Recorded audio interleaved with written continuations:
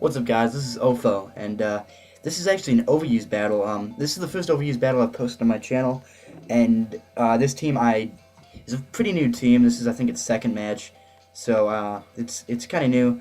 First match, I believe I lost, and it turned out really stally, and so I wasn't looking forward too much to playing this, but it turned out to be pretty fun. So I'll get right into it. I do apologize right away just for the things kind of off-oriented the screen, but I didn't think it was really worth taking like another 15 minutes and trying to fix that, so I just left it. So here I lead with my Mamoswine, and I think he leads with his Clay Doll, but I saw he had a Zoroark on his team, and seeing that thing use Flamethrower ended up speeds me. That tells me that this is a Zoroark, and that was pretty bad because that now means that my Mamoswine is going to be at very low health, and this guy was my best counter to his Salamence. So yeah. Well, now I am banded. This is actually a banded Mamoswine. That's why I did so much. So I don't want to stay in and die because I still think I might be able to get some use out of this guy. So I do switch out and go to my Ludicolo, and the fact he switched to his Velcron was just kind of lucky. It wasn't me predicting that. But yeah, I still get kind of the advantage, although he does have a super effective move against me. So he goes for a Quiver Dance, and I go for a Surf. And even knowing that because of that special Fence Rise, he will be able to take that pretty well, I'm not too worried at this point, because I know that as long as I can get this guy at fairly low health, I can come in and finish it off with a Fortress or a Mamoswine. So that was my thought process. Because at the very least, the more Quiver Dances he does, the more Gyro Ball from a Fortress is gonna do. So as long as it can get into fairly low health, I'm pretty sure Fortress can come finish it off, because of the sturdy ability. So now he does eventually decide to take me out, and I have one worry that I now realize is that if he had Quiver Dance, I mean not Quiver Dance, sorry, if he had Morning Sun, that wouldn't have been good at all, because that would have meant that he would have been able to recover and Quiver Dance up, recover, that kind of stuff. So here, I'm under the impression that Velcarona, I knew, I should have known better, but I didn't.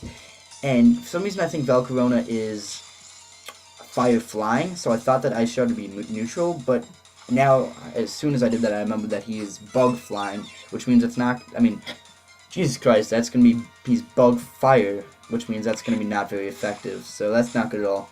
So now I have to kind of go in my last resort, and that's my Fortress. I didn't really want to pretty much throw this guy away, but this was like my last obstacle, my last roadblock to this Velcarona. So I do, hit him with a Gyro Ball, and although that's not very effective, he's at +2 speed, and he's, fast to begin with. So that's going to take him out. So, that Velcarona did a lot more than I would have liked him to do. But at the same time, I don't really know what I could have done different. I didn't really have that good of a wall to that Velcarona. So his Salamence comes in and he just goes for his Flamethrower. I did go for Stealth Rocks here, just in case he misses a Fire Blast. I don't know.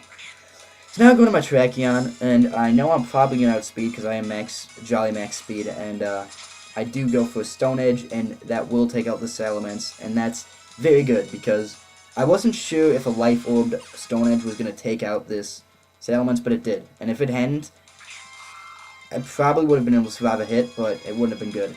So now I go for X Scissor, and seeing that guy's health, I know it's a Zoroark, but either way I would have gone for X Scissor, even if I, forgot that it was a Zoroark and thought it was a Clay Doll. I still would have gone for X Scissor, so yeah, but I guess he brings that in, scouting for X Scissor, which is, I guess, a good move.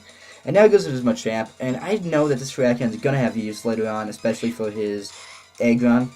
So I switch out, and I didn't really want Victini or Latias to take a hit, but I knew one of them would, and Latias would be a better choice because he does have Recover. So, and he's, slightly more bulky, I believe. So I do go for Recover here, and right here I went for Recover just hoping that he didn't have Payback. Because if he didn't have Payback, then I would completely wall his set, and I could, start Calm Minding. But instead, he does have Payback, and that's not good at all. That's gonna mean that he's gonna bring me down to 12 HP, and that's one of the two times I survived by the skin of my teeth, and both of them were pretty important, I think. So now I do survive and just go for a Dragon, pulse, and that extra damage is going to help a lot so that I can guarantee a one-hit KO with another one of my Pokemon. So, unfortunately, my Latias is going to die, and that kind of sucks, but whatever. So now I go into my Victini, and I know I just go for a V-Create. I didn't really care if a Claydol came on to take that hit. I knew it would probably be a 2 KO anyway. I wasn't sure, but, you know, I could have just switched out, because Claydol really isn't a threat to my team. So, I mean, I guess Psychic against my Terrakion, but yeah, I don't know. He's not really a threat to me, so I do go for a V-Create, and that does look to be a 2 KO, which is really nice, so now I can just go for another V-Create. Even at -1 speed, Claydol is pretty slow, so I'm not worried that he's going to, you know, survive, outspeed me and hit me with an Earthquake. And I get a useless crit there, based off the previous V-Create speed, so, the previous V-Create's damage. So now he goes into his Aggron, and there's no reason for me to stay in right now, because I am at -2 speed, special offense, and defense. So I do go into my Terrakion expecting the Head Smash, you know, 4 times resist that, but instead he goes for Earthquake. It's kind of weird. I don't know, maybe he didn't have Head Smash, but or maybe he didn't want to miss. I don't know. So I do survive that with 18. That's really nice because of that, I am able to go for close combat here, and that is going to take out this Machamp, and that Machamp would have been able to probably 1-hit KO my Victini, or probably a 2-hit KO, but yeah, it would have. This guy is really nice gone. But unfortunately, I do die to my Life Orb, so at this point, we both have 1 Pokemon left. I have my Victini. He has his Aggron. Now, I'm feeling good about this matchup because I do have the 4x super effective Brick Break powered up by Expert Belt. And although I know I'm going to outspeed, so I go for it, and I'm expecting it to, you know, almost kill him, but he survives that with a lot of health. He does it with an Earthquake. But I know I can survive that. I have 252 defense, so I'm not worried that's going to 1-hit KO. So, yep. And that's non-stab, so I'm not worried. So, yeah, I am going to be able to take him out with a Brick Break this turn. I'm still surprised that did so little. I think Aggron's Steel Rock, isn't he? Oh, whatever. So, yeah, that's the game. That was really fun. It was a close 1-0, and it was a good time. This team is actually designed to counter weather teams, you know, Victini to, you know, destroying the sun, and Ludicolo with Swift Swim to subseed in the rain.